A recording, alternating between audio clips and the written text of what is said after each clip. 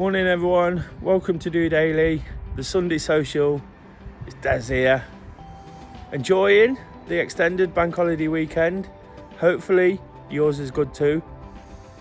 For the first time in a while, I got the chance to sit down with someone who's been in the public eye for quite a long time.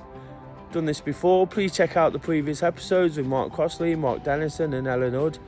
People who locally inspire me, but inspire many others too through the work they do. On Friday, I went for a walk with former Nottingham Forest, Arsenal, Everton and West Bromwich Albion striker Kevin Campbell, who kindly gave up his time to sit after the walk, have coffee and spend lots of time talking about some of the values I try to instill through DOdaily. Positivity, enthusiasm, being inspired and motivated, and a willingness to want to live life to the full.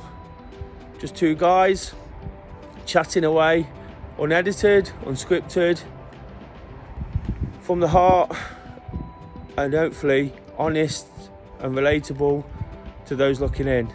Please enjoy today's episode. Take a look at what was said. There's one thing you never do. You never give the opposition board material. You never do. Talk them up. Yeah. Tell them how good they are. It's going to be a false sense of security. It's going to be a real tough game. One, you're expecting it. And two, you're not disrespecting the opposition. Because you know, somebody tells you this, you can't do this and you're not doing that and you're not good enough. Depending how you are, because it's such a competitive environment. Really? Alright, we'll see. That's why the motivation is always there. Well, I tell you what, and I'm going to relate this into what we're doing here. That's a great way to start, because I said to you this morning on the walk that my insecurities and vulnerabilities are there, and I've taken a bit of criticism and a bit of reluctance, and that's exactly. It does upset me at times because we're all human. Of course. You know, it does get to me, and we all lash out through social media or wherever moaned, you know, and try and restrict it because it's all positive most of the time. But it's that drives me on. I have that for a split second, that anger, you know, and then it's about channeling that into doing things and proving people wrong sometimes. And if that's what makes it work for you, you shouldn't have to, I guess. But I think, like I said, that's a great way to start. Yeah, the way life is, you've got to work out what your fuel is. Your fuel's different to my fuel. When I was young, when I was coming through, a lot of it was racism. You know, being young, living in Brixton, stop and search, sus laws, you know, getting stopped by police every 5-10 minutes, you know, going through your pockets, going through your bag. I'm only going to football, I'm only a kid. And having that motivation, so it's either you can be angry, you can be angry about it, or you can use it as motivation. And I always use it as fuel, because I always said to myself, I want to make sure I make it so these things don't happen, or I could help make it better. And that was always my fuel. I think that's important, isn't it? Because one thing I always say on DOdaily is you've got to be true to yourself. You've got to be true to yourself, and people question it. When you stick a camera in front of your face and you're asking people to subscribe and like and do these things, people go, oh, it's all about his ego, it's about this, why does he need to do this, why do you need to go on social media? But you've got to remember why you do it. And you've just said there, yours was to almost be a trendsetter, I guess, you know, and make change in a positive way. Mine is to sort of encourage people to be a bit more active. That's my real motivation, because I find a passion in running and walking, which I can do. Yeah. You know, it's within my capabilities. It's affordable to most. It's something I feel everybody can relate into. But I felt like at times when people are saying things and doing things, you forget for a split second, and then you go, no, I do it because I want to encourage this. I've also had a tough period in my life where I know how hard it is to get drawn in and how it can develop over time into something more than what it should be. And if you just keep referring back to that point of why you do it, it's so important, isn't it? Of course it is. It's like the spine in your body. It's like your skeleton. Right? Your skeleton, without your skeleton, you're nothing. You'd be formless. Because you've got a skeleton, you stand upright, you can sit down, you can get up, you can do whatever you're doing. But there has to be a core, and the core is the skeleton.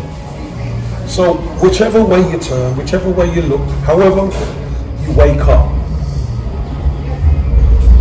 the skeleton always has to be there. The whys, the when, the whatnot. Everything is structured. Because you have to. And probably the most important thing I found, even coming through younger in football, was we've all got an inner voice. We've got to be able to control it and quiet it. We've got to. And we all have it. Sometimes you're running. There's times where you're running through, say, you don't fancy it today, or stop, slow down, do this, do that. And there's times where you push through and you ignore it, and then it goes away. So that inner voice is always going to be there, and it will always question you. It will always test you, because that's who we are. It will always test you, but it's to overcome it. Well, that's another thing, isn't it? I talk about, like, when people aren't feeling so great, we all have dark thoughts, you know. We all have crazy ideas and the most craziest thoughts, but it's the way you react to that, isn't it? It's the way you don't let that overtake and beat yourself up over it. You know, we've all thought the worst things in the world. 100%. But when you can admit that and think, I'm in control of that, you know. Of course, there's people out there who really suffer and take those to a step, and that's where crime and bad things happen in life. But it's okay to have those, to understand the right stuff as well, isn't it? The stuff that works for you. Like you say, I'm probably talking a bit deeper than what you were in terms of the running, and when you have those thoughts that I don't want to do it. I explained to you when we was out walking with that. I've used running now for 5 years, and last week I had a situation where it didn't work for me, and then it for a few hours, for a day or so, it all felt like it was tumbling back in. You know, I've been living this wave of excitement and the engagement to Kay and everything going off in the world around me, football, and everything's working. You've been going up on a roller coaster, haven't you? Everything's going up when you're feeling high. But you know as well as I do, life isn't all about going up. There's dips. Because I've used that running, and then when it didn't work for me, it was scary. I'm sort of level now. It was really scary. It was tough because you think. You explained to me, for the purpose of the camera, we was talking about a toolbox. Yeah. You've got to dig deep into your toolbox, and for me, that running thing has been that universal tool. And then when it didn't work for me for the first time in 5-6 years, it was frightening. But then you've got to find all the things. You have to go in and find your wrench. Yeah. You know, because I call it the box spanner, the universal, the old school way. Boxes are either end, and it can do so much, but sometimes the nut's too big. So you need a wrench, or you need some pliers, or you need something huge to be able to just make that work. And that's what you do. Here's a for instance.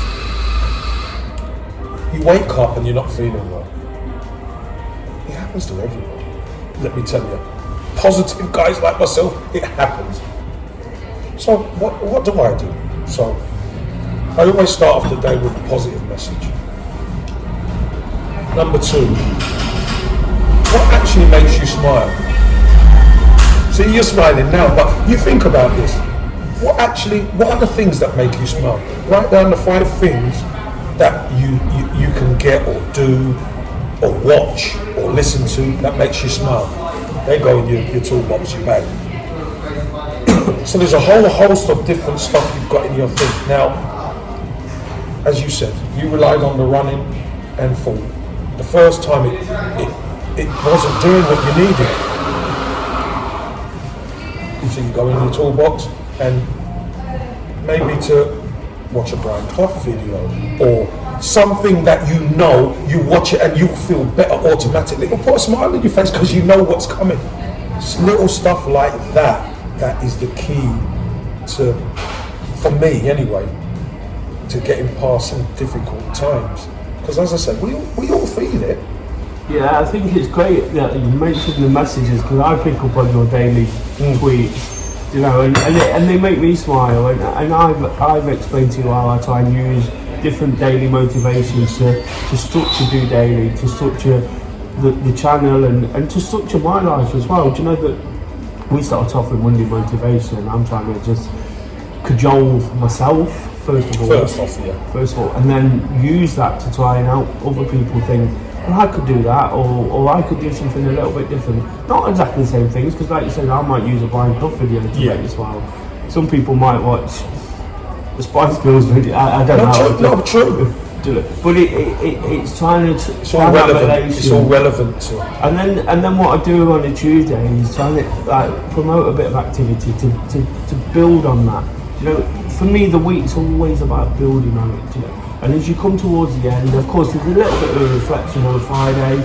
I use it to wake up to walk. We've just been for a walk by Nottingham. You know, sort of spoke about the event we did last night, you know, discussed how well that went, you processed it, you're still enjoying it, you're still buzzing from it, and you can take that forward. What I want to do each week is get to the end of the week and think, that was alright.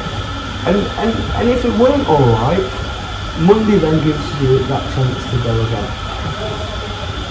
On the flip side of all of that, I kind of also say we can start these things at any time. You know, don't wait for Monday, don't wait for New Year. But I also get a little bit upset when people sort of have a go at that. Oh, here we go, all the New Year's resolution is. Yeah, we've all done it and failed and it's not worked out. But I think if there's people out there just supporting it, whatever works for you, whatever. If the tweet in the morning works for you and puts a smile on your face, there's people out there, by the number of retweets it gets, by me looking at it every day, thinking, Kev spoke. You know, Kev said something, I like this guy, yeah, I know he's into his feel-good positivity. Makes me feel good, you know. Because you know what, guys, believe it or not, it's a choice. The choice is, it's either you're negative or you're positive, because there isn't neutral. Have you noticed that? There really isn't neutral. It's either you feel negative or you feel positive. And you know, if I'm going to choose, I want to be positive every day. Why would anybody want to be negative? So I choose to be positive. And I think that's really important, because I explained to you that there was a period in my life where it probably was a little bit too, it was neutral, but it was also a point in my life I weren't particularly happy. No, it was easy. It was almost like I wasn't purposely being lazy, but it was like I was accepting my lot. But ultimately, your lot is not what you want. But that's negative. That's negative. Yeah, and I've learned since being out there, since talking, since sort of being brutally honest with the way I'm feeling, that I am more aware of where I'm at. Yeah. You know, I'm here or here. Thankfully, in the last year, most of the time you've been, or in most of the time in the last 5, 6, 7 years, but I feel like I'm up here, and you have to control it to some degree. Like, go back to your toolbox. For me, it's DOdaily, it's these motivations. Last week, I touched on the fact I had to get up and I started a new walking challenge because I've been encouraging walking over lockdown, because I want to, whilst I'm a runner and I get my real passion for that, I want people to reap the benefits of that exercise and activity. So if I can't run, because there is people out there that can't run, what's the next thing I can do which will get me back to that point? So for me, it was starting a new walking challenge. It was getting out there, you know, enjoying the fresh air, taking myself away, giving myself some headspace. And I think in the world we live in, that's important as well. You're big on social media. I love it. I'm never off it. Now I do YouTube, I do other people YouTube. I like to document what I'm doing. but it's great as well to sort of get out, take that time for yourself, isn't it, and just sort of not withdraw yourself, decompress a little, process it. Yeah, you got to decompress a little, because you know what, you build up a certain fire inside, because being positive is a fire within you. It is, because it's high, and sometimes you've got to take yourself down a little bit, be on your own, and just decompress, just chill out a little bit, and that's what you got to do. It is the choice thing for me. Obviously, when you're talking about mental health, you have to find a balance between being sort of, it's a choice, being brutal. But it is. I firmly believe it is. You have to sort of take these conscious decisions to do certain things. There is people who are suffering, there's people that are struggling, but then that's where the rest of us kind of come into play, isn't it? That's the role I feel I can go. I'm not trying to change the world. I'm not trying to change too many people's lives.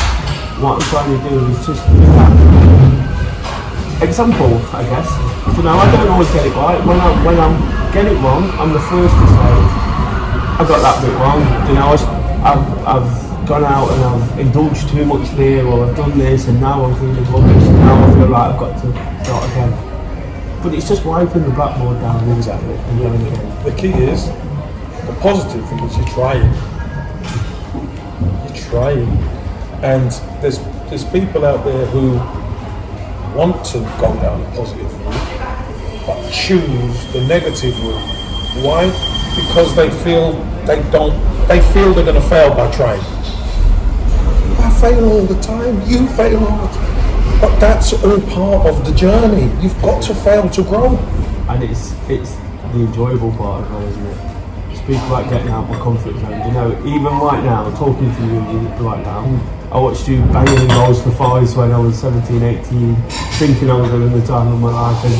And talking, I mentioned the fact that I'm naturally quite shy, and people go, no you're not, you know, I am, and I'm still nervous now, I'm still nervous saying the thing, the camera's there, I'm still struggling a little bit to process it all, but you have to do it, because this is how we build relationships, this is how you build this positive world, you know. Big time. We met for a mutual contact, you know, another YouTuber, Mr. Door, who's got so much positive energy, and we spoke about when we was getting the coffee, that the way it brings people together, the positivity. The negativity is not going to. It can't survive. Do anything for you, is it? If the more positive people and the more positive thoughts that individuals have, is the more positive world we live in. Just think about that. Why is it, you know, when the sun's shining, have you seen people tend to have a more of a positive outlook on life? And it's not just the sun, but the sun brings with it feelings of positivity. We've got sun inside of us. So just shine your sun every day. Just shine it. And on the sun, you know, I've noticed in the last couple of weeks the sun's come out. And this year more than ever, I think, because we're not in lockdown. The last 2 years we've been tough. We've been restricted on what we could do. But this year it feels like everybody's feeling the benefit of it. But what you also have to do, and again, there'll be people really suffering.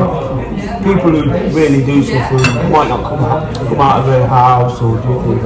It's so important to get out there, isn't it? We've just been for that walk. That's why the walk. And the walk, I explain every Friday that it's not just about the activity. It's not just about processing what's gone before.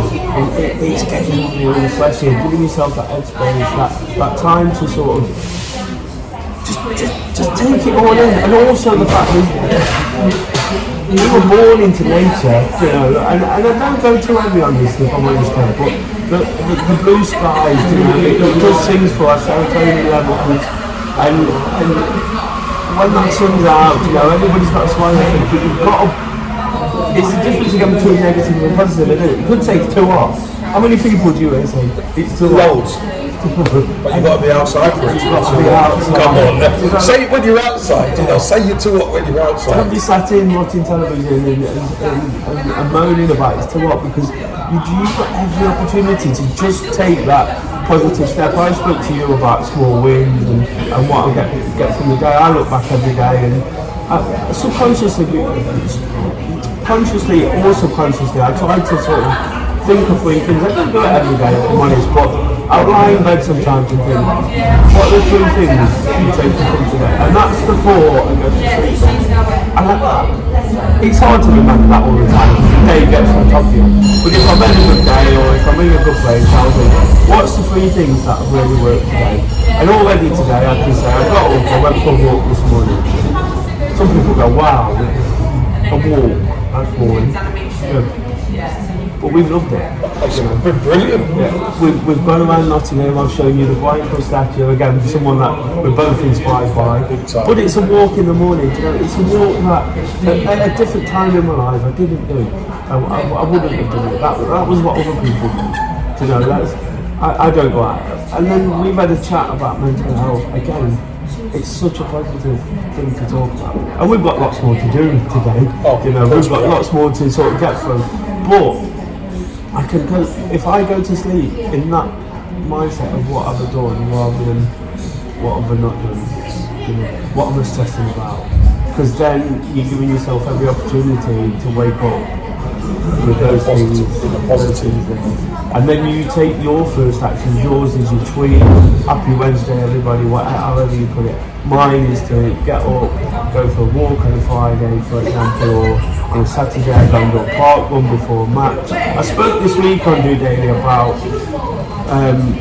when I go to football now. I've spoke about football a lot because it's part of my life. Of course it is. It's not something I've tried to include too much, because the channel's not about football, it's about the kind of, trying to encourage people to be more positive in whatever walk of life they're in. So I try not to overpower it with football, but football's overpowered me. Football's a constant. Because it's constant and it's good at the moment. Supporting Forest is amazing, and a lot of the people, our mutual contacts, the reason I'm talking to you today is football. So I've got to use it as an example. And I spoke this week about, I went for a run after the fact it not worked for me the Tuesday before, and the first time in all these years it's not worked. I went for a run, and then even though I built on that and got back to a point, when Tuesday came, I was going to a football match that evening. I was going to Fulham, big away game, lots at stake for Forest, lots to get excited about. But I also had this thing that I have to run on a Tuesday. So I got up at 6 o'clock and I went and ran 10k. And that's something I've done a lot anyway, regardless of what's going on in the world and whether I'm going to a football match. But what I've learned in the last few weeks, last few months, particularly whilst Forest have been doing well, is I enjoy it so much more when I go for a run first. Yeah. And I'm not playing, I don't need to warm up. No, I'm not kicking away. But it dawned on me this week that it's the concoction, the drug of the endorphins and the excitement together. Sometimes the excitement from the football is great. It's enough. It's always enough. But other times the endorphins from the run is enough. When you cocktail them. When you put them together, no drug can do anything. No alcohol, no drug. Because it didn't dawn on me why I kept going for a pre-match run. I started that in lockdown. Of course, we couldn't go in the stadium, and I'm fortunate enough to live near the city park. So before the match, just to get a bit of a feel, I'd go and run around the river in the stadium and look up and take a pre-match selfie. And I didn't realise why I was doing that, but it was almost like I was trying to feel part of it. But that's really sort of developed into something I can take forward now, and I go, I've got to get my pre-match running. And people have been kind of looking at me going, what is he doing? What's he talking about? But like I said, at some point the penny drops. Whether we understand why we do things, it works for me. And now I go to Fulham. I was tired by the end of the day. I was up at 6 o'clock. I'd done a 10k by 7:30. you know, and then I had to go to work, jump on the train, do all these things, and it'd be easy to get bogged down with the fact I'm tired now. But all I keep thinking about is I've got my pre-match running, and the endorphins are going, you're putting it all together, and when that penny drops, and I'm really pleased it has in lots of different aspects of life, it's magical, isn't it? Yeah, it's magical. I mean, we kind of touched on the relation to football, and obviously Forest to do well, and everybody looks at the team and the manager and the club as a whole. It's doing great, but then nobody really spares a thought for the ones in the background. The lads who are injured, the lads who ain't playing, probably contracts are running out or whatever. The mental side of things, they're in a bit of a bind. You've got family, probably not sure on the future or whatever. So there's a motivating factor for them as well. That's the other side of football, because there's always two sides to the coin. How is their mental health? What are they doing to look after themselves? And normally,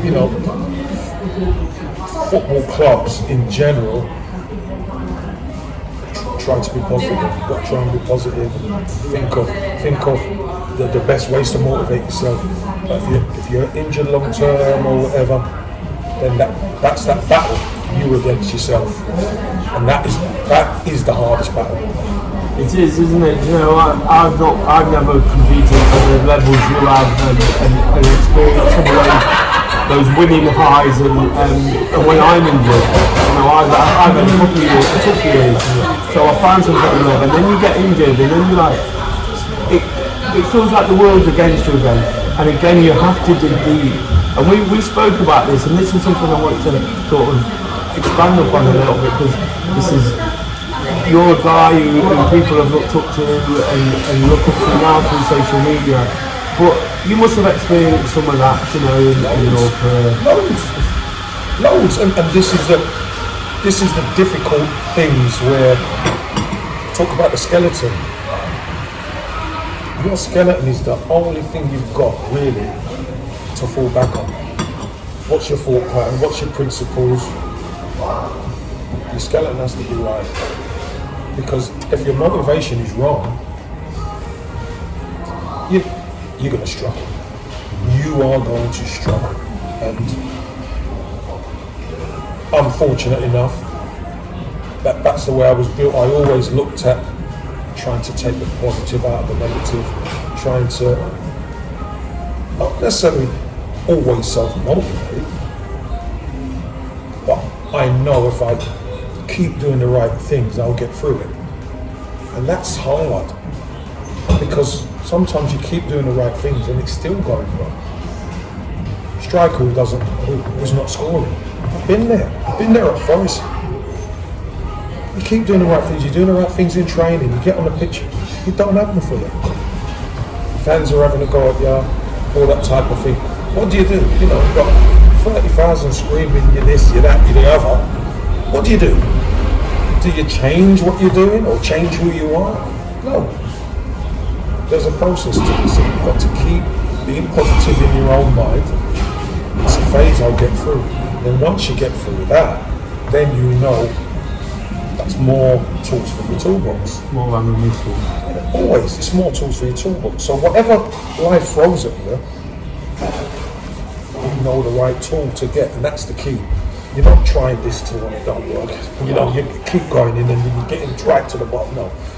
Actually, I know exactly what to do with that. And that's the way. Music is another one. Today's a Funky Friday. I always do a Funky Friday tune with my message. So some people relate to the tune more than they relate to the message. But because they haven't heard that song in such a long time, I remember dancing to this at the Black Orchid, or I remember, Jallens or whatever. People can relate to that. So I think that's important as well, because only yesterday, whilst I was getting ready to come to the evening with you, we had here in Nottingham, I mentioned the fact I was a teenager when you were scoring goals for Forest, And I was putting on the tunes, I was getting a shower, having a shave, and I was putting on the tunes from 1998. And it doesn't just, obviously I did that with a purpose because I remember the goals and the times, but it brings all those memories back as well. Good memory.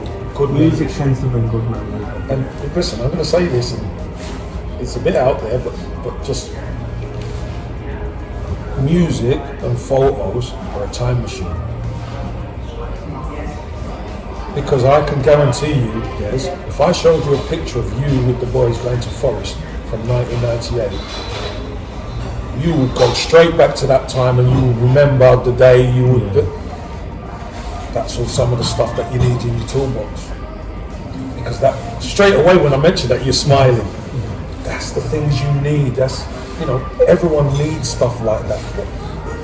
You've been happy. So keep those things close. Keep those things in your bag, your toolbox, and get them out when you need them.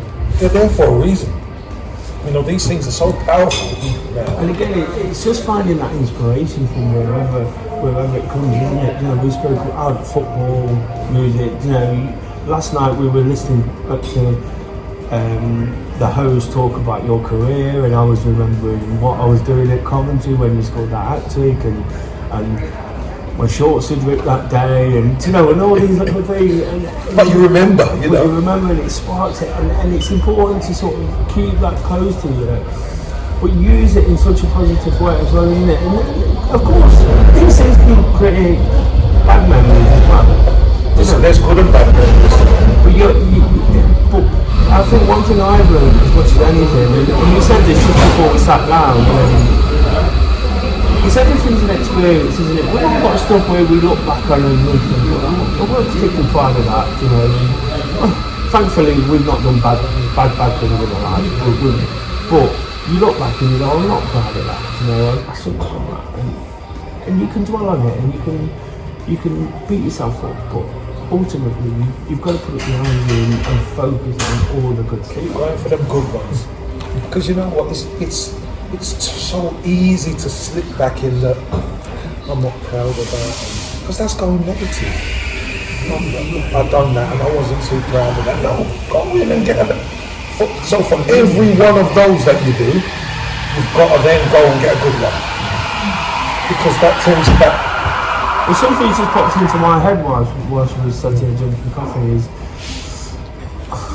I've obviously been explaining to you about why I do what I do and where I come from and these kind of things, and that, just the fact we're drinking coffee, a memory just popped into my head as we said, remembering things about a bad time in my life where I sat in a coffee shop, probably a custody coffee shop, not too dissimilar to this, and I was just on my own.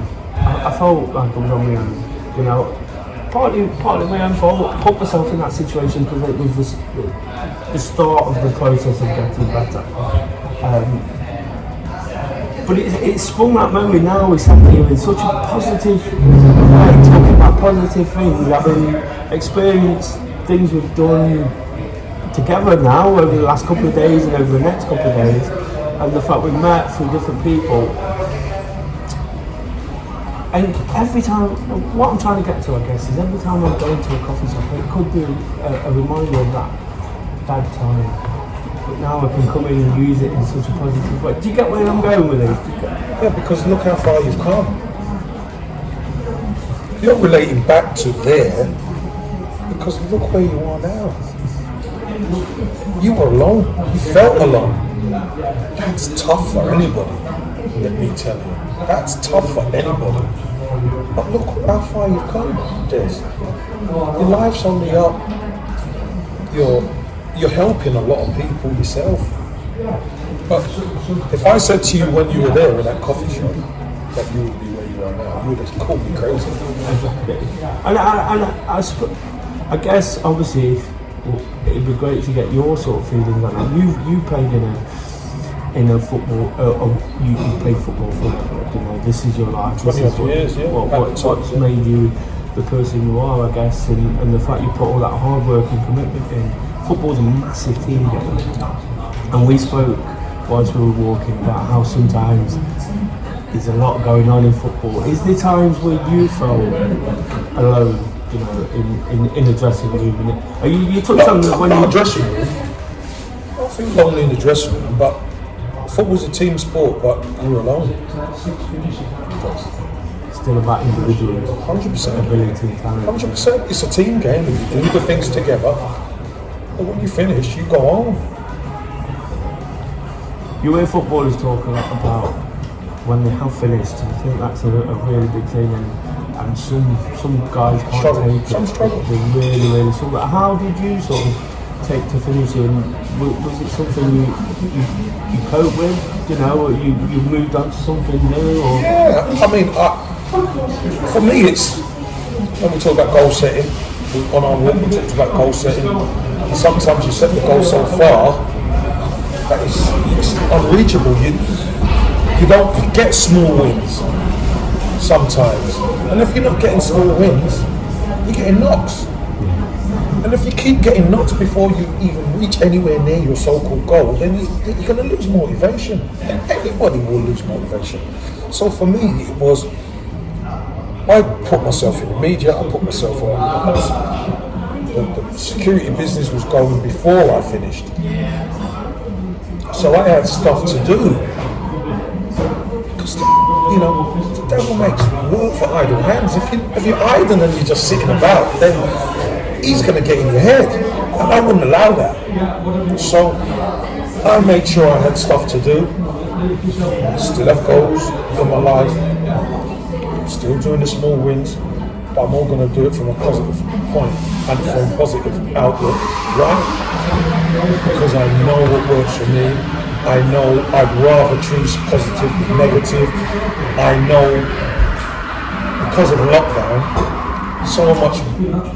so many people now not only look out for the podcast, not only look out for the morning motivation or the Funky Friday tune or whatever, but they just look out for positive stuff in general. And I think that's what I've not said this to you yet, and it's not something that's popped up, but part of my sort of, and I don't like the word healing process or journey, you know, in my mind it's call not it what you like. I know, but but call it what you like. But part of me sort of getting from that point where I'm sat in the coffee shop wondering where the hell my life's going next, out of shape, overweight. One of the first things I did was lose weight, even before the running. So I always knew I was going to lose the weight and improve, you know, because I played football and I was a lad, I drank too much beer and I ate kebabs after a night out. But I always knew I was going to do that. I always knew I was going to run a half marathon, even though I had no real ambition to run a half marathon. But the first thing I did was lose a bit of weight. And I always knew I was going to lose weight, but I didn't know how, and I didn't know where. And I knew I needed to lose 5 or 6 stone at this point. I was nearly 20 stone and just too big. And I used to start diets, and I think it's a great example of how you can reach too far. I was thinking, I need to lose 6 stone, I need to lose 6 stone. And it just never worked. 4 days in, I'm just back to the habits. But someone once said to me, in that period, and I've said this a lot through DOdaily, I was never particularly fond of this person who said it, but I took something from what they said to me. They said, they knew I was a bit fed up, work had not worked out, I'd got to get myself another job, I was still doing it because my confidence had completely was shot. And they said to me, look, they said, you're a good looking guy, lose 2 stone. I was single. He was like, lose 2 stone, you'll get loads of confidence back, you'll meet someone new, you'll get a job, you know. And that stuck with me. That 2 stone thing stuck with me because I've been always trying to lose 6. So I set myself 3 targets at that point. It was February time. It was almost like the New Year's resolution, but it was a bit later. Like most of us, it never kicks in when we wanted to. But I said to myself, right, lose 2 stone this year, get a job, and I can't remember what the one was now, but there were these small targets, you know, and as soon as I broke that down into 2 stone, I lost that in 2 months, and I ticked that one off, and then You set yourself another one. I set myself another 2 stone. But if I could do it in 2 months, I could do another 2 stone this year, because I said to myself at a point, as much as I wanted to be 6, if I could, in 2 months' time, if I could guarantee 100% and 2 stone lighter, I'd take it. And it's about accepting, not second best, but accepting that there's a process to it. So slower. Maybe a little bit slower, but it's permanent, right? So 6 to 2, you think 6 will be much better. But if you can guarantee the 2, you take the 2 and then you can put it on. But what I will say on the back of that, the weight went, and again, there was still no sign of winning. But then I did struggle a little bit. I struggled because I was doing all the same things. And you know what it's like, weight, your body adjusts to it, and and you have your on and off days. And I really struggled then for another 3-4 weeks. I didn't lose any weight. But because I got the determination and that small win, big win as it was, but because all that had happened, I felt then I had to go and find a new way to make it happen. That's where the winning came in, so I started winning, and then the weight. When you're on the other side, the weight fell off, and then it takes me in a completely different direction. And then I enjoy winning. I spoke to you about setting up winning clubs and trying to help people in that way. And then the lockdown kicks in, and you're like, it's taken all my winning clubs away. All my purpose in life has gone now. I live to try and encourage people to do similar things, not the same. I don't preach, I don't, do it their way, but similar things. And the lockdown comes in, and then and we've seen it. A lot of people. I've been around people who, that's it then. End of the world. But is it? And this is where the YouTube channel came in, because I had to find a way to keep trying to do, and to keep me sane, to try and help others, because that's what now I feel is my purpose. Lots of people enjoyed that winning club over the 5 years I was doing it before lockdown. Do I just give up because the world's telling me to give up? You don't really, you have to keep going. When you weren't scoring those goals at Forest, there was reasons, as discussed in the evening with last night, there were reasons for it. There might have been tactical reasons from the manager, but you have to. You still have to do your work, and you have to apply yourself in a way, even if that means asking a difficult question, or dealing with a difficult. I'm sure when you're knocking on the manager's door saying you're playing out of position, that's not easy. But I've never done that. Well, no, but I'm just saying. Yeah. But that's not something I would do, because knocking on the manager's door for me is passing the buck. I'm the one who has to deal with it. And sometimes that's the most important question you have to ask yourself. And I guess you have to adapt as well, don't you? 100%. If it's not happening, you know why. Yes, I know why. If you're not being used right, then you know why. There's still games. You can't say, all right, then I'm not playing because I'm being used wrong. No, it's about winning because you're part of the team, and you do your job as part of the team, even if things aren't going your way. But the key is to keep being consistent. And the reason why I believe you went from 6 stone, now 2, then lockdown, and then you started YouTube, is because all of a sudden now you've got the discipline. You've got the discipline and the drive and the focus. Whereas maybe before, when you sat down in that coffee shop alone, you didn't have it. Once you get it, you can't un-get it. You've got it now, and you're imparting that onto people, explaining and relating to people that this is what works for you, and this is the way it is, and it's great. So people can take the bones out of what you say and use it for themselves. And that's where I feel, by being true to yourself. Like I say, I'll say when it goes wrong. I've had a tough couple of years. I've put some of that weight back on. I need to go through that process again. and I feel it's there, it's ready to use. You know what to do, don't you? You know what to do. You keep plugging away. You know, you'll have your hiccups along the way. You know, you might not have scored for 6 games, then you score and you think I'm back. But then you might go another 6 games. True. But you've just got to stay consistent. keep doing the things you do, and it will come. And I think that's a really sort of important message, isn't it? That if this week was my 2nd year anniversary of DOdaily, you know, it's a small YouTube channel in a small world, and that's not a negative. That's really not. It's there for a purpose. It's there for a purpose for me to be consistent. It gives me the structure when the world's not working around me. When that one didn't work, you let me down for the first time in all those years. It gives me that thing to go back to, dig deep into my conscience. You know, I have to be positive sometimes, and I don't want to say that in a way that I'm forcing it, because I'm not. I want to be positive.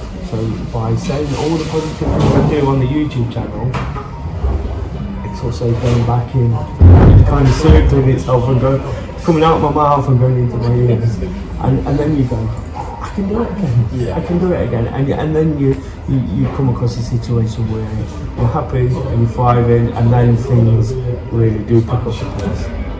Listen, what you've just said is self-analysis.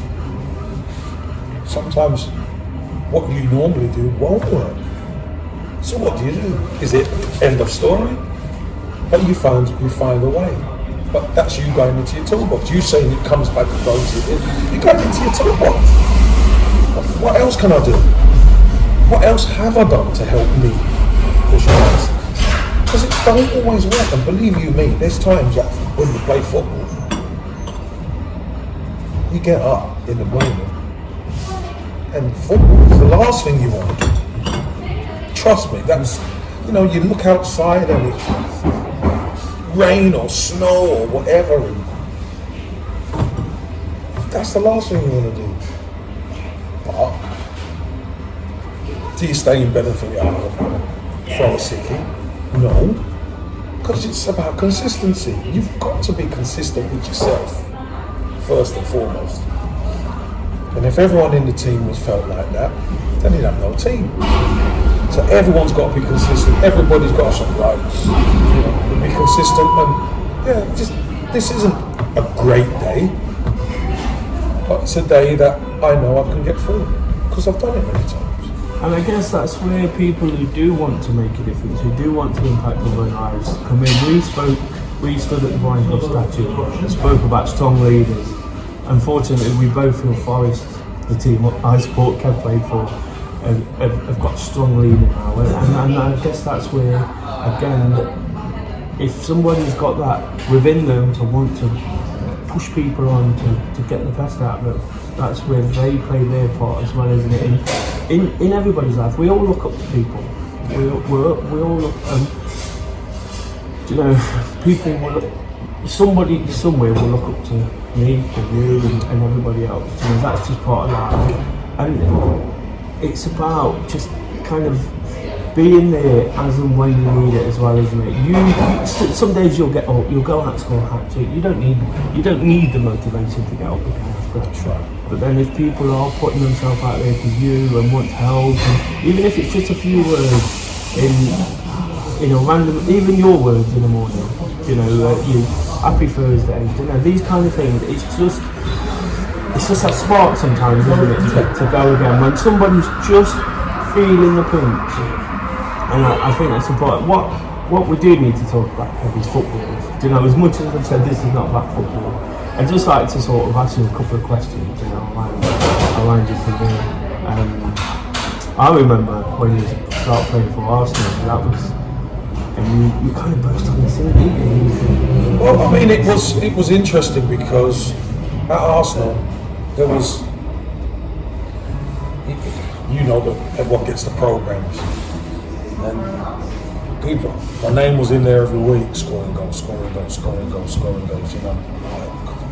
When we're going to see this youngster, you know, so you're there scoring goals, and then I made my debut in '88. I get funny enough against Everton at Goodison Park, and then they didn't see me for a couple of years because I went on loan to Leighton Orient in '89, which was a great year, and then I went on loan at Leicester in 1990, and then after that I came back, and then I'd proven myself I could stay the course.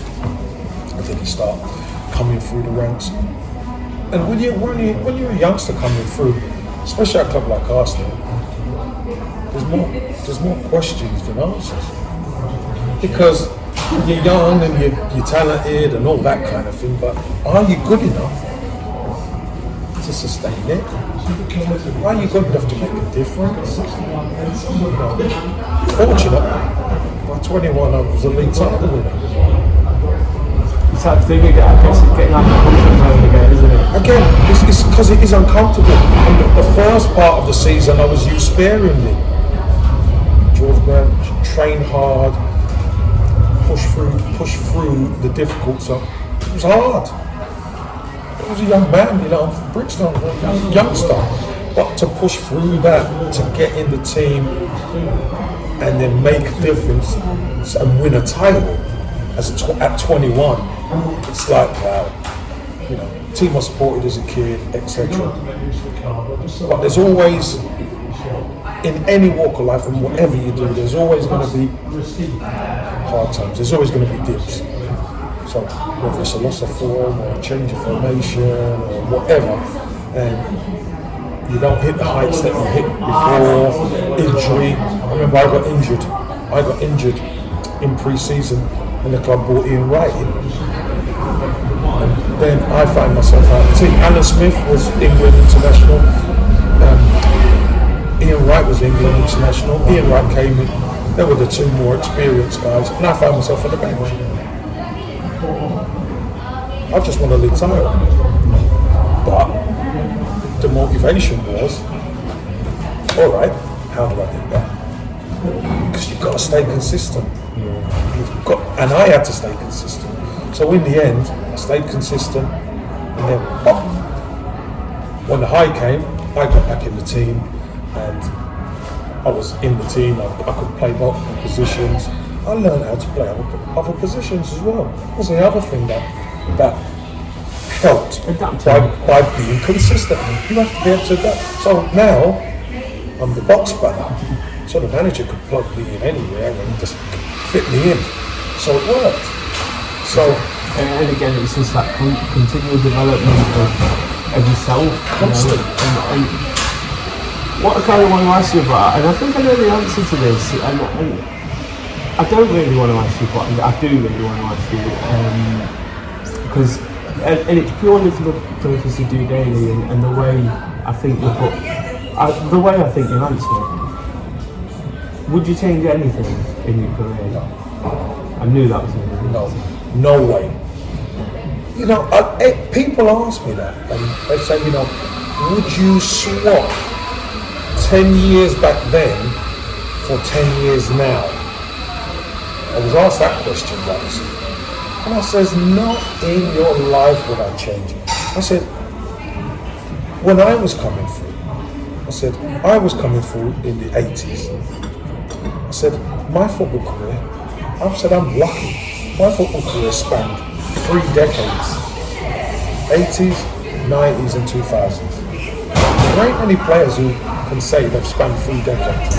And I've seen the transition from Football League, where it was rough and tough, and the pitches were broad, to when certain money started to come in, and Sunday football and all that kind of games were being changed, Monday football and cheerleaders and all that kind of thing, to the 2000s where it was this global spectacle.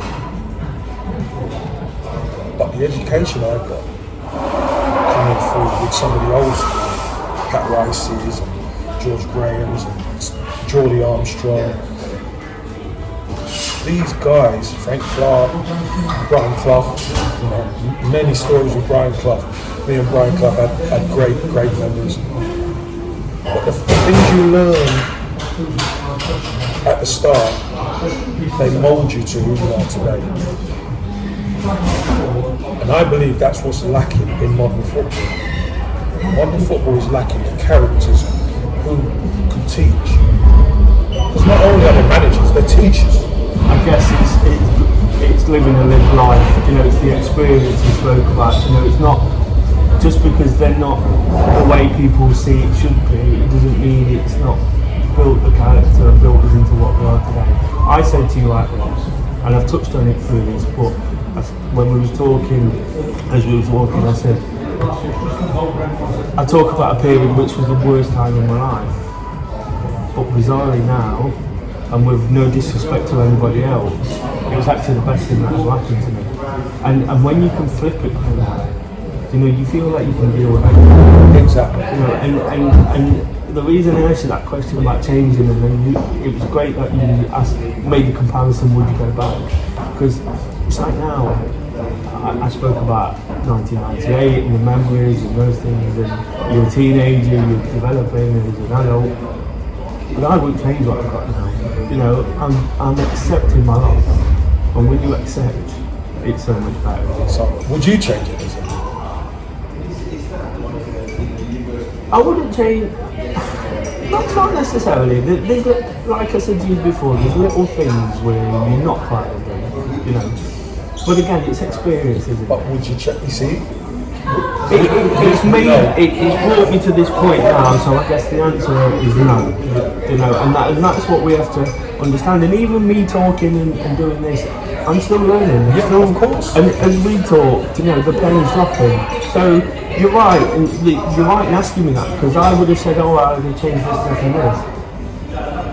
But if I had, I wouldn't be doing what I'm doing. Exactly. We wouldn't be sat here having coffee having such a great conversation. Exactly. Just a couple of other things. I just want to sort of finish for the purpose of DOdaily in terms of that. Of course, I try to motivate and inspire people, so I'd like some kind of nice things to finish with. So I'm always looking around at inspirational people. You're a massive inspiration. I feel privileged to be chatting to you today, and I know you're into sort of looking after yourself now and getting up early and doing the right things. Who in life or in football, probably both, is the person you've most looked up to in your career, in your life? When I was young, it was my parents. I mean, when I was young, Dad used to get up early and work. My dad was a tiler, and in the 6-week holidays, I used to go to work with him. The brothers and stuff, we always used to go to work, and we used to do a lot of the big houses and apartment blocks in the West End. So, what they would usually do is they'd drop all the tiles down at the basement, and my dad would probably start from the top all the way down. So when he needs the tiles, he's got to go and get the tiles, so we've got to go, and there's no lifts. So I'm doing 18 flights of stairs with all these tiles and these tiles, so I'm constantly doing that. Do you know when I talk about consistency? You have to be consistent. You have to be able to do that with a smile on your face and understand you're doing your part of the whole job. This is your part.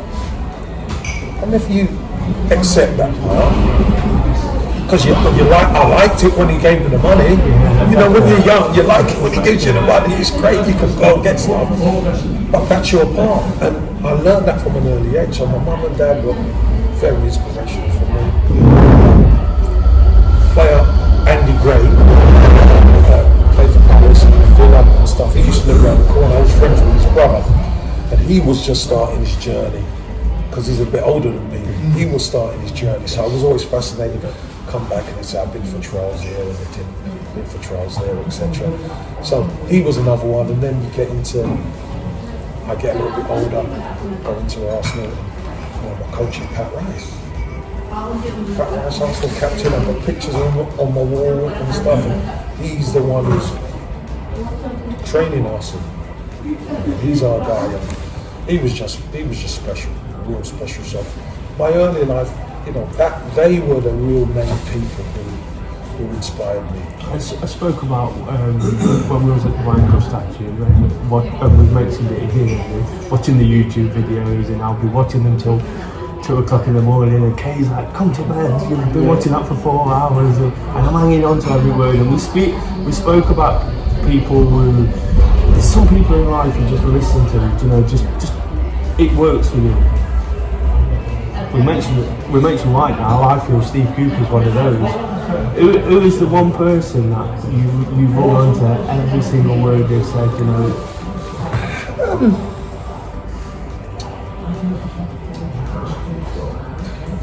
I don't think there's one person. Or is there an example of one or two? I don't think there's one person. I mean, I've met a lot of people in my life. I've been blessed to meet a lot of people. And I think once I speak to people, I take the good out of everybody. I mean, I've taken stuff from you. There's today, I could be honest with you. I've learned some things today. And I think that's what you have to do, because of the tapestry of life, of the jigsaw, you won't always have all the pieces. You meet people who you probably wouldn't have met in your life, and you get a puzzle piece and you put it in and it fits. You know, I could talk about the Pat Rice's, George Graham's of this world, those people who kind of shaped my life, motivation from mum and dad, you know, Windrush generation, coming to England, having to go through the difficulty and stuff like that. Friends and family, you know, you meet icons, you know, meet some icons in your life, through football in your life. Wow. But I've learned from children. I've learned from adults, I've learned from children, and everybody in between. And I think that's such a humble response, Kevin, and it just shows the measure of the way you do approach things. And that's kind of what I'm trying to do here as well. You know, I can talk to you, I can talk to anybody, you know, and if you're accepting of anybody, you're accepting of me. You know, you don't have to sit here and talk to me today, so take your time on a Friday morning, but we can all be inspired by everybody. You know, there is people, for me, you hang on to every word they say. There's people who talk and they just think they've got something. But if you feel that you're approachable, or you can, how can I put it, you can relate with anybody on any level. You know, again, it opens up such opportunity and good spirit, good feeling. We spoke a lot about the way we kind of met through another guy who does YouTube, through Mr. Daw, and his enthusiasm and his positivity. And I said, at another time, we'd never meet. Yeah. You know, we'd never come together. But the fact I started a YouTube channel, he does a YouTube channel about the thing I like.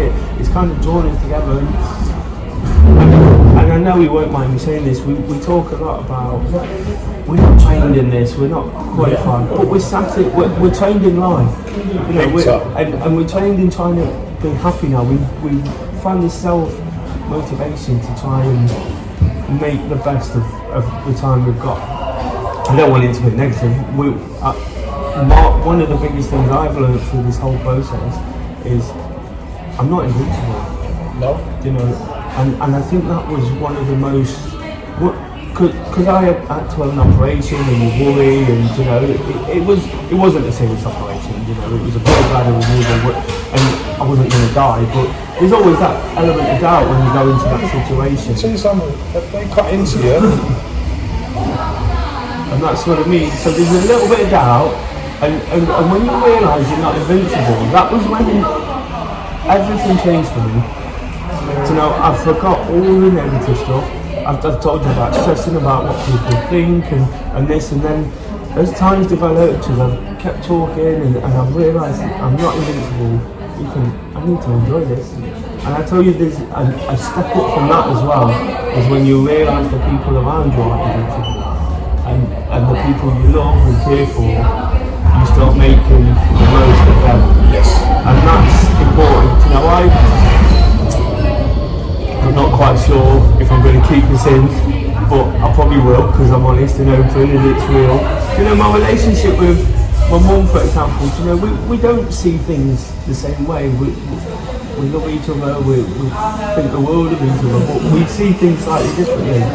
And I feel in the last couple of years, that relationship's got a lot stronger. You know, it's really, really strong, but the only person I kind of clash with in my life is my mum. You know, she wants something of me and I want something of her, and we want each other we want the absolute best. But in the last year or so, that relationship's got so much stronger because I've realised, you know, I've probably been a little bit stubborn. We all. I've been a little bit stubborn and I've realised that we have to make the most of the time we've got. And when you realise it with the people, and now I'm fortunate enough to be marrying Kay. Yes. You know, and it's the one. I knew from the very first moment. From day one. Yeah. And again, this whole journey I've made, this process, has led me to Kay. You know, of course. There were things, and it almost feels like, without getting too cheesy, destiny is this kind of calling. And that's an amazing sort of feeling to have when you feel like it's falling into place in a big way. But you have to, for you to get the good from where you were alone in the coffee shop, you had to have a consistency to your life. You had to lift your life. You had to be positive, and you had to make changes. You've done all that, and now your life looks different. That's what life is, isn't it? That's what life is. If you don't make the changes and you don't motivate yourself, how is your life going to change? It's like if you're going to go on a walk or a run and you sit in bed or you sit down on the sofa, you're not going to get the run or the walk done. You've got one foot in front of the other and you've got to get out there. That's the key. You've got to get moving. One thing I've been doing in the last week or two is trying to remember the process, enjoying the process. Because as runners, when you start, you build up to a marathon or a half marathon and you think, you've got a medal around your neck and you go, oh, this is great. But what I really loved about it, and I want to get this in today because I think it's important for the people who might watch and the people around me. You know, through the last 5 or 7 weeks, probably 5 times I've gone out and ran and felt really, really sick. It's hard. We've spoke about how hard it is. Nothing's hard, and it's never easy. It's one thing I always say to everyone, so if you can do it, it's fantastic. But probably 5 times, I can count on one hand the times I've gone out and felt really strong. I've got myself into, I'm not there now, but I've got myself into the best shape I've ever been. And you're running along and you think, I'm going to do 5 miles today, and you're 8 miles in and going, wow, I'm not stopping yet. Yeah. I'm going. Yeah, keep going. And you can, it's almost like you can feel every muscle in your body, and you feel like you feel super, you feel like a robot when you're through the seat, pushing cars out the way.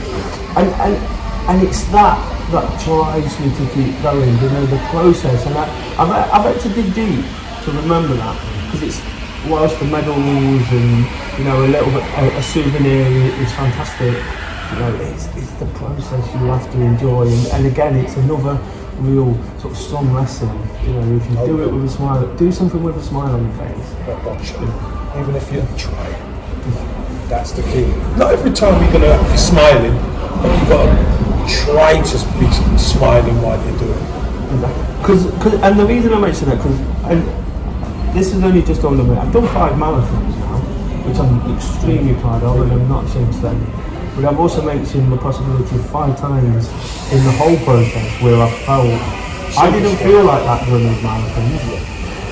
But the thing I'm taking away from it more now is those, I can't pinpoint them, I don't know when they were, but those 5 occasions maybe where I felt like, this is it, this is what I've worked for. Yeah, but you know what I look at? 5 times in all this time, you felt great. I look at all the times when you didn't, but you still went out and done it. For me, that's the consistency. Well, yeah, it's enjoying the process. Isn't it? That's the consistency. Because you know what? Sometimes you don't enjoy going out and running, training, or you've got to go for your run. Sometimes it's not all flattering, it's not all hunky-dory. As I said, even football. You don't always want to go out and train, but you know, you go out and train it gets you there because it keeps you consistent. Hence why you can do the marathons. Hence why you get the medals. Hence why you can come on here and speak to people, because you've been through it. You've got the consistency in you now. It's exactly what I say to the new guys, because when you start running, you go through this process of getting quicker, and then someone will get really fed up. You know, they'll have a really bad one. They won't be feeling Unmotivated. They'll lose motivation. They'll struggle. It'll hurt. It'll do this. They'll be 2 minutes slower than they did it last week. And I always say to them, these are the ones that make you all winner. These are the ones that come back. These pay off on Wednesday. You know, if that's what the motivation is, these are the ones that pay off down the line, because it's about enjoying the bad work, taking the positives. Again, it's you know, how can I make this a positive? The fact you got up and did it when you wasn't feeling great is the positive. Exactly. There was a time when I wasn't feeling great and I just sat in the chair, dwelling and being miserable. But I think that's a great way to sort of round that up, isn't it? You know, just to sort of enjoy the process, enjoy what you're doing every day. Enjoy what you're doing. Enjoy being consistent, because you're being consistent with yourself.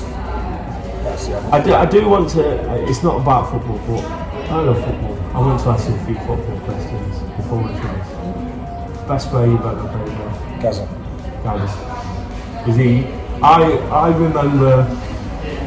I started watching football just before he got injured. I went to the FA Cup final to watch Forest, and obviously I was a bit upset with Gaz at that point. He was never the same after that, was he? And I never saw him play apart from that. So was he? He was that good. He was that good. I mean, seeing a player who can just dictate a game the way he could, you know. I'm brought up on the Pelés and the Maradonas and Eusebios and Cruyff and Beckenbauer and all, you know, it's real special players. And then you see him for his generation, and Gullit and Van Basten and all these guys are around. And that 1990 World Cup, he took it by storm. He was just dictating everything, controlling. He was a special guy, because we played Spurs in the semi-final of the FA Cup. Obviously, you guys got to the final, they got to the final, they beat us in the semi-final, and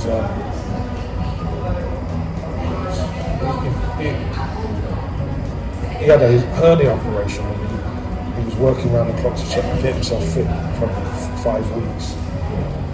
So we knew he weren't going to play all the game. But the game that he did play, he scored a 40-yard free kick past Dave Seaman, 40 yards, and we're like, he's shooting from there? I remember it. You remember it? I mean, I can't forget it, that's the problem. No. But no, it's special guy, and I've got, obviously you've got to be a teammate of mine when I was at Everton. And it wasn't the same as him, but he got flashes. You know what I mean? You got flashes. He was a bit of a resurgence, didn't he? Yeah, you got flashes of that old genius. And, there was one particular game we were playing Leyton Orient in the FA Cup, actually. And I don't think, if anybody wants to check out on YouTube, Everton versus Leyton Orient in the FA Cup, picks the ball up deep.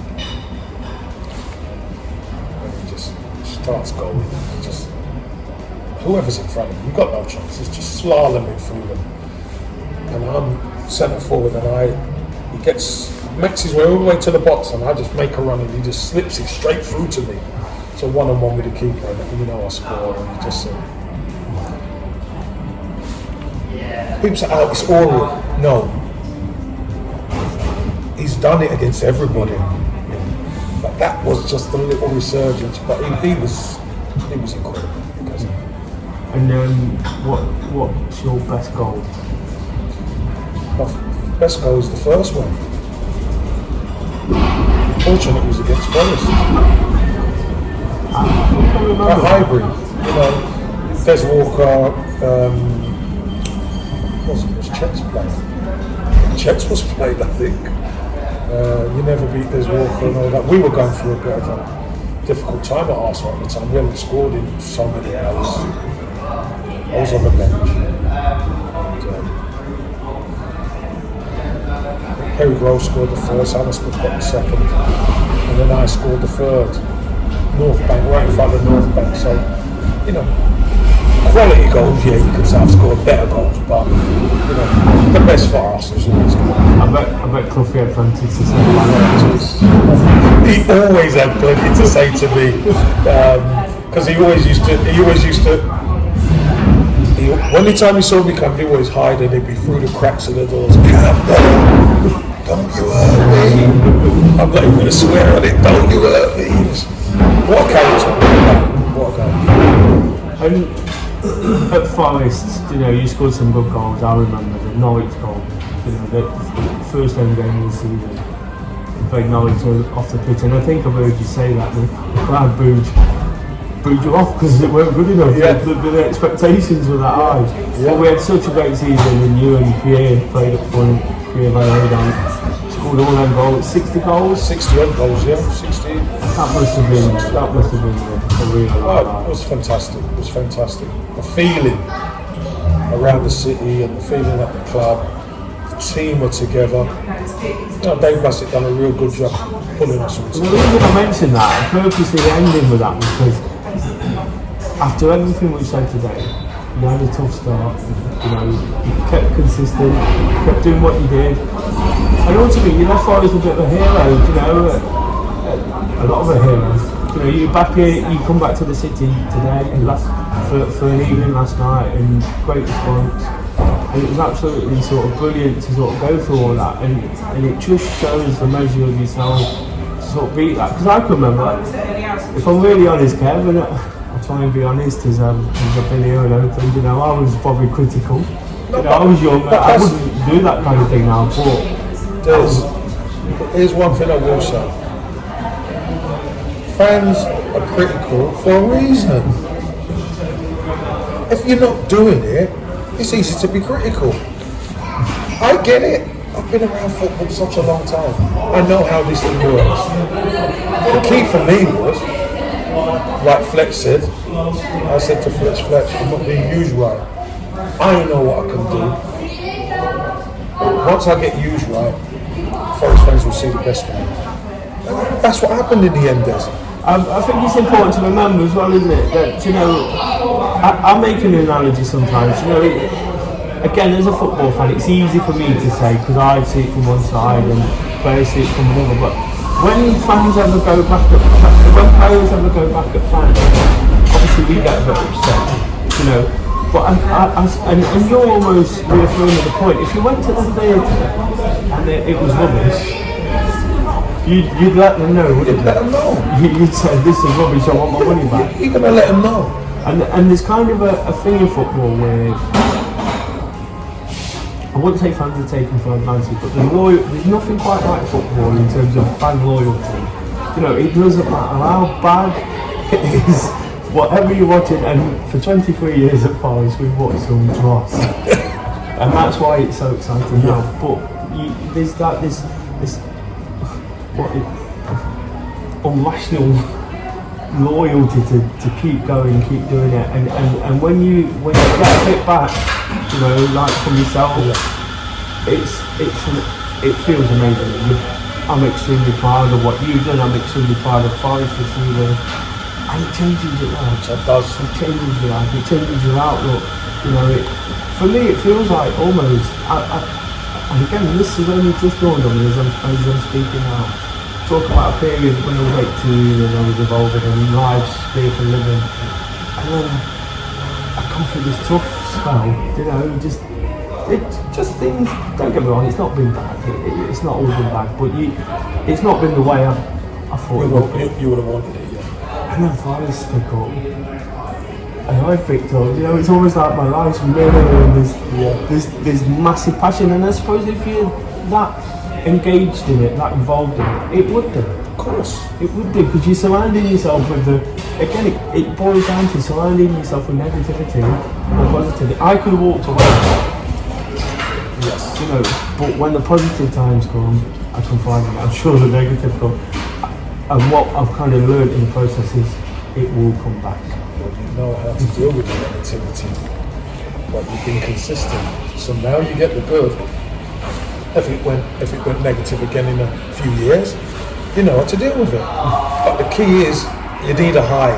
You need those highs as well. And now I think this is the high for Nottingham Forest, because they've got a team, they've got a manager, they've got a fan base, they've got a club. It's all going in the right direction. And that's a brilliant way to finish, isn't it? I really appreciate that, mate. That is Nice. brilliant, absolutely brilliant. Wow, that was absolutely brilliant. It's been an absolute honour and a privilege to meet Casey. He spreads happiness and joy wherever he goes.